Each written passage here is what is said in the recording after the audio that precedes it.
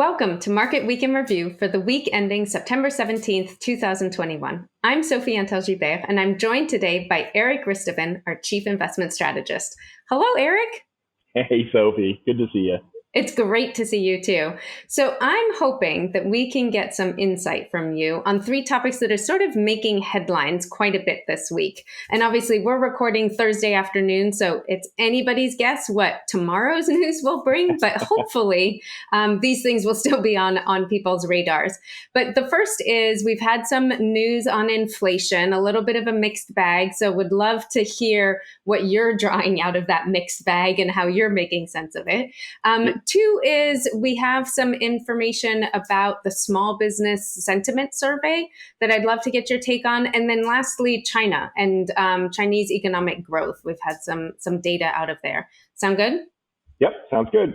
All right. So maybe let's launch into the first topic. Inflation. It's been going up. It's been going down. Prices are what is happening? What are you looking at? And more importantly, what should we be looking at? Yeah, so this week we saw a lot of numbers about inflation.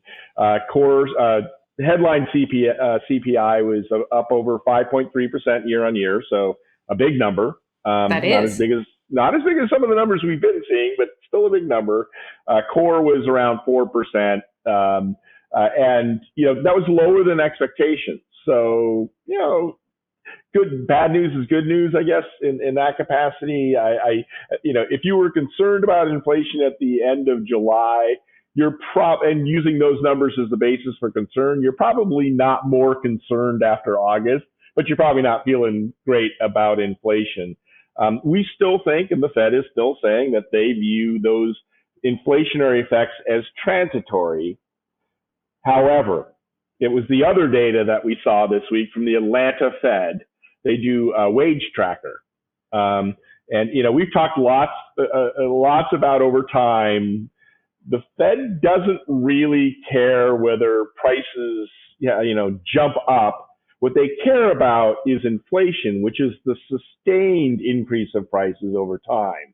If, prices jump up, that can be a one-time thing and it's not sustained. That's not inflation. And we've seen that a lot. Sometimes it's weather-induced or pandemic-induced or whatever, but it sort of evens out again in the long run.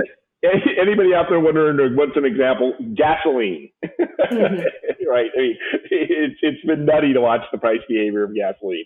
But the reality is the thing about inflation that they are concerned most about is, and the reason they're not concerned about those transitory inflations is because if people don't earn more, eventually those things are short term, right? They can't afford to buy more of kind of anything. So they have to substitute what they buy if they're going to do that. But, it's not really enough pressure to keep the inflation going. It can keep going, however, if wages go up. And that was, it's not troubling, but it is something to note, right? Because we've talked a lot about the fact that there are over 10 million job openings in the United States, and clearly, people are having some trouble finding employees, and they're beginning to do what you think they would do, is they're raising wages in order to attract those people who maybe are more reluctant than the employers would like them to be. And so that wage number is just shy of 4% in that Atlanta Fed study. At 4%, usually it kind of gets the Fed's attention. So in this debate as to when will the Fed start tapering and when will they eventually start raising rates, it hasn't changed our fundamental view, but it's a watch point. I think we still believe they'll announce in November, but they could announce this month in their meeting. And that wage number might be one of the things that pushes them over the edge. We'll see. But again, they're gonna start to taper. Last time it took them a year. So you kind of expect to take a year. Then they waited to see what happened, see all the dust settle, and then they started raising rates. So we still think you're not going to see rate rises until kind of early 2023 or even probably maybe even mid 2023. And that's probably where we would say mid 2023. So it's important to keep track of that because, that the inflation numbers will probably dictate the kind of pace and whether they go sooner or later in terms of what the Fed does. Right now, those are our expectations. They haven't changed meaningfully, but we're watching that wage number closely. Well, and whatever you're watching, we're watching, Eric. So related to that, though, when we're talking about wages and inflation and, demand and supply pressures there, I'm wondering, we're seeing the small business sentiment survey came out. How does that relate to what we've been seeing in terms of wages? I mean, presumably there's an impact and a pretty significant impact for small businesses in particular.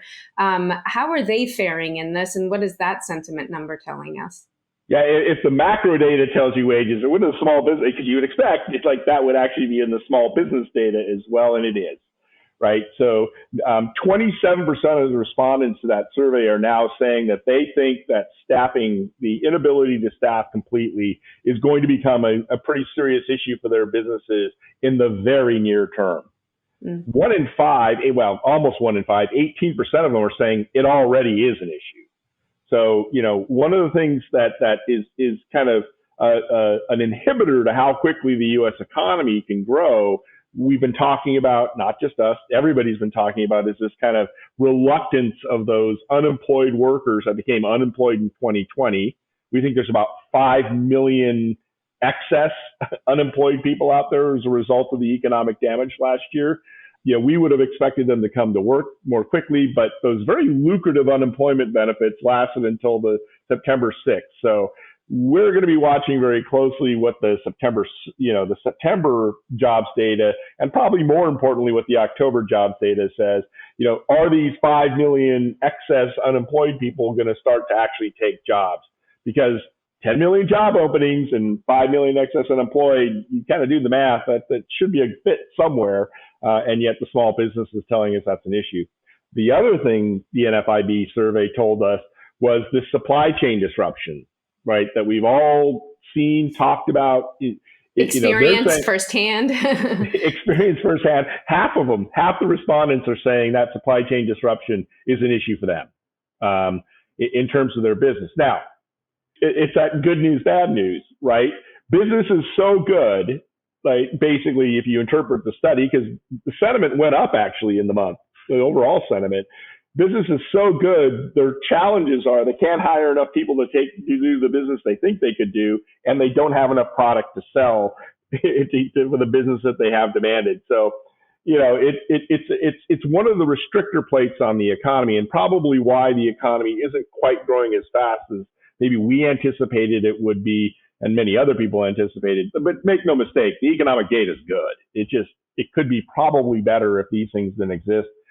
We think both of them are transitory, but we'll watch. And usually supply chain disruptions are almost always transitory. They kind of work their way through the system. I mean, at some point when containers go from $2,000 to $25,000, somebody's going to make sure more containers are available.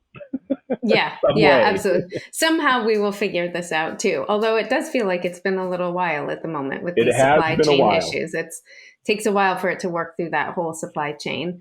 But you know my line, Sophie. This is our first pandemic.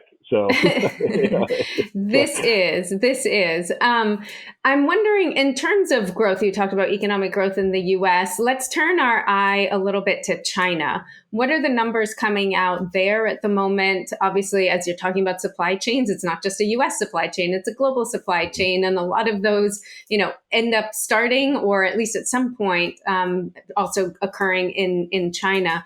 How is China affected by all of this? What are the numbers showing there? And what's your read? So we saw some data out of China this week that wasn't particularly encouraging. In fact, it was downright poor in two major areas, kind of the two areas that matter a lot in China: retail sales and property. Property has been the pillar of kind of the Chinese economy for quite some time, and both of them took a hit. Now, I think the retail sales still up, right, year on year, about 2.5%, but that's, down from where it was at the end of July. It was up 8.5% year on year. So, it was a notable step down in terms of the increase in consumption. Consumption still increased, just not as much. The other thing that you saw was, home sales actually slowed pretty dramatically, 17% in the data. Wow. I don't think that's, if you think about retail sales, that's probably being affected by the COVID restrictions. That they Can't do leave your have. house and Yeah, and it's not. They're very targeted in those restrictions, but they're very, very disciplined about those restrictions. So I think you have to factor that into the retail sales, and that'll kind of follow the path it follows. I think the housing isn't so much COVID related because actually, the housing did really well during COVID globally. I think that's more of this effort that the government's been under to control the shadow banking system. They're reducing the amount of credit that the shadow banking system can provide. A lot of that credit was used to buy property. I think that's kind of a natural result to some degree of the fact that if you shrink the availability of credit by hammering the shadow banking system, you're going to see it in parts of your economy. And I think fewer you're people seeing have the money to be able to buy the property then. well, they can't get the financing, right? You're right. They don't have the money. They can't. Nobody will give them the money because the people they used to get the money from can't give them the money anymore. So, on the offset of that is that China now is engaging in active policies to encourage credit creation through the official channels. They've already cut the reserve rate requirement 3 times. It seems that probably what you're going to start hearing is a lot of people talking about the fact they actually just need to cut the lending rate, which I don't think is out of bounds. Our view on China is for lots of reasons that you're going to see a reacceleration, that these trends that you're seeing currently are unlikely to continue given what's happening with global growth and kind of given what's happening within China itself. There is a national Congress next year. All things being equal, leaders usually like people to be happy going into those congresses. And so, and just be clear, China's not alone in that. Yes, indeed. Indeed. Very good. Well, thank you so much, Eric. Unfortunately, that's all we have time for today, but really appreciate you stopping by and sharing your insights. And thank you for joining us. We'll be back again soon. Hi, I'm Eric Risteman, Chief Investment Strategist for Russell Investments. If you like what you saw in this video and want to see more like it, please subscribe to our YouTube channel.